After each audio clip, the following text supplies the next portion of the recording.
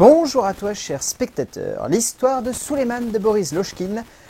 C'est un film dont j'entends pas mal parler depuis qu'il est passé au Festival de Cannes, parce qu'il y a beaucoup de gens qui ont été très fortement marqués par son métrage.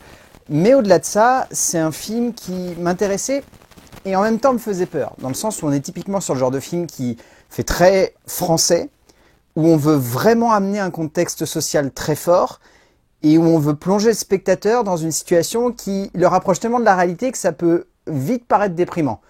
Donc j'étais intrigué, mais ça me faisait un petit peu peur quand même. Le résumé pour faire simple, Suleiman est arrivé en France il y a peu et galère entre un boulot de livreur et la préparation d'un entretien pour sa régularisation.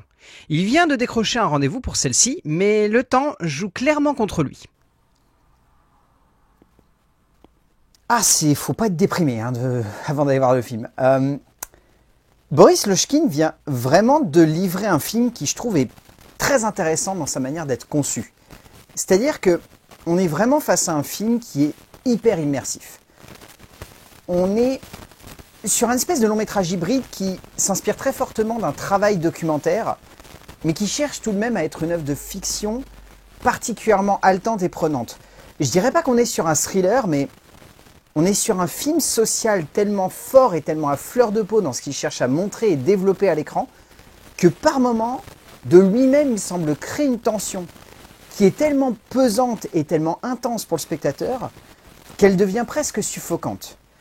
Et je dirais pas non plus que le film est très novateur dans ce qu'il montre et dans ce qu'il cherche à traduire de la société dans laquelle on vit, parce que beaucoup d'auteurs sont passés avant Boris Lochkine et ont proposé une lecture plus ou moins différente de ça, mais c'est surtout que, par le biais du personnage de Suleiman, Lochkine livre un film qui est vraiment dur, parce qu'il pose un constat.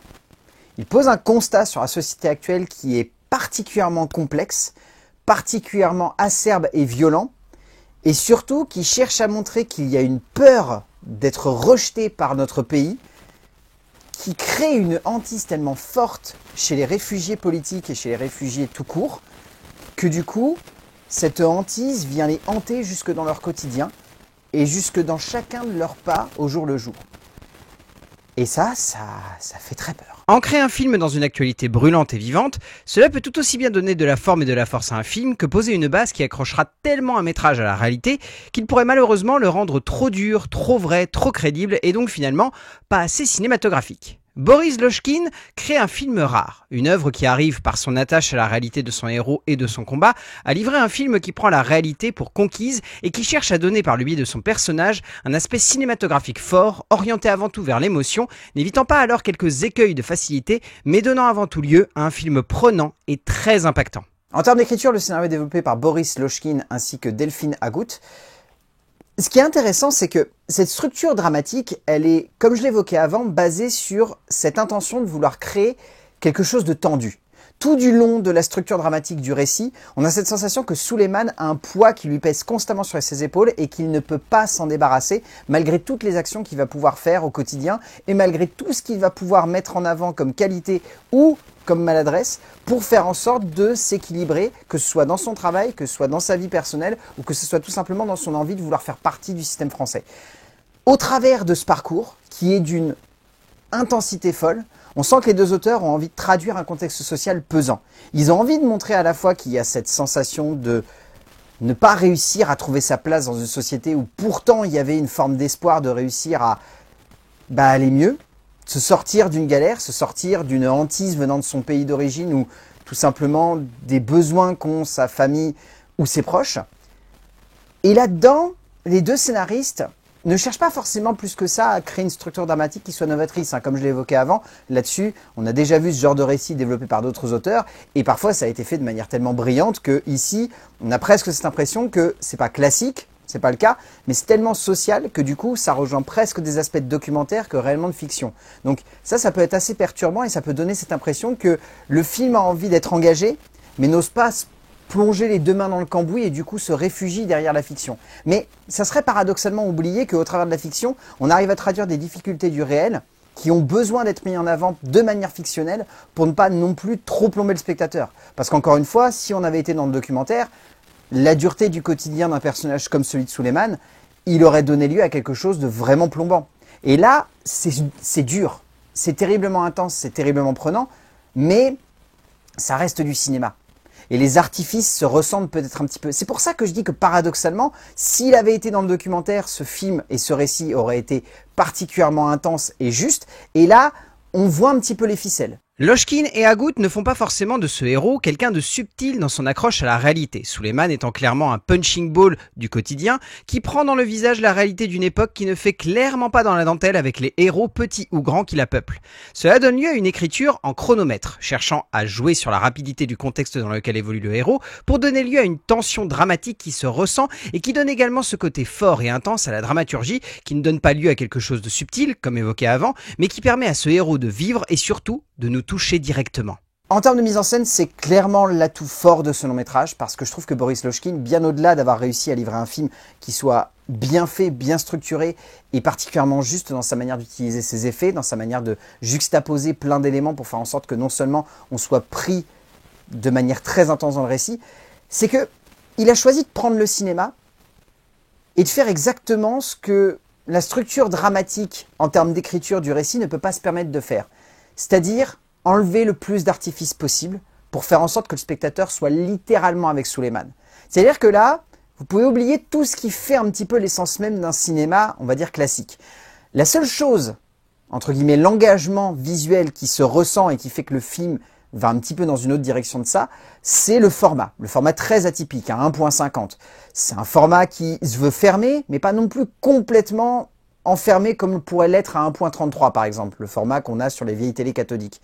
Là, l'idée c'est vraiment de créer une immersion qui soit très intense pour le spectateur et donc du coup de jouer avec cet enfermement, mais de pas non plus trop l'appuyer et donc d'avoir un petit peu d'espace quand même sur les côtés. Donc ça c'est la partie très cinématographique et très esthétique qu'il y a dans le film de Lochkin, parce que derrière, niveau immersion, niveau pression, niveau travail de montage, niveau sobriété de mise en scène, niveau jeu autour de l'acteur principal, tout est fait pour faire en sorte qu'on soit littéralement avec lui, qu'on ne le quitte pas une seule seconde et qu'on ait cette sensation d'avoir une main qui nous presse au niveau de la gorge et qui nous empêche de respirer. Et là-dessus, c'est particulièrement bien fait. Lochkin crée ici une œuvre forte, tellement qu'elle ne cherche pas à créer d'artifice. Et dans cette idée-là, cette radicalité de construction et de développement, le metteur en scène ne veut pas faire du cinéma quelque chose de trop fictionnel et donc, doucement et subtilement, déconstruit de nombreux artifices de sa création.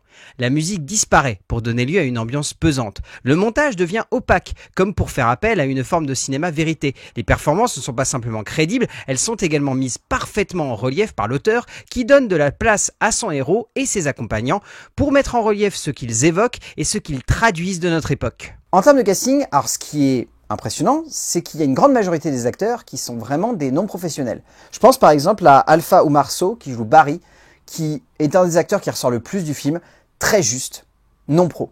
C'est impressionnant, mais il est vraiment très juste du début à la fin du film. La seule qui est une pro dans ce casting, au-delà de l'acteur principal qui lui est extraordinaire, c'est Nina Meurice qui est vraiment bien, dans un rôle très sobre, et qui arrive vraiment qu'à la fin du film, mais qui je trouve est particulièrement bonne. Nous avons Emmanuel Youvoni, nous avons Younoussa Diallo, nous avons Ghislain Mahan, nous avons Mamadou Barry, Yaya Diallo, Keita Diallo, enfin, tous les acteurs qui sont des non-pros sont impressionnants de justesse. Et vraiment, marquent d'une empreinte particulière leur personnage à l'écran. Et ça marche notamment avec l'acteur principal, qui est brillant, fantastique, et particulièrement marquant tout du long du film. Abou Sangaré est vraiment bon, l'acteur délivrant tout simplement une prestation habitée où il donne tout ce qu'il a pour rendre ce personnage fort, impactant, touchant et radicalement inoubliable. Au bout du compte, l'histoire de Suleiman, c'est un film qui marche parce que il arrive à comprendre qu'il veut faire de ce social et politique quelque chose d'immersif et d'intense. C'est pas un film qui se veut juste être un message dans une société, c'est un film qui choisit de faire de cette société le message pour ensuite devenir une œuvre pleine d'intensité et qui ne nous lâche pas la gorge du début à la fin du récit. C'est ça la grande force de l'histoire de Suleiman, c'est d'être avant tout un film de tension qui se sert du social comme d'un poids pour appuyer son propos et faire ensuite de la mise en scène un bon outil d'émotion. Et en plus de ça, vous rajoutez l'acteur principal en tête d'affiche et vous faites de l'histoire de Suleiman de Boris Lochkin un film que je vous conseille fortement d'aller voir en salle. Même si ça plombe et que c'est un peu déprimant, ça reste une œuvre très forte. A plus.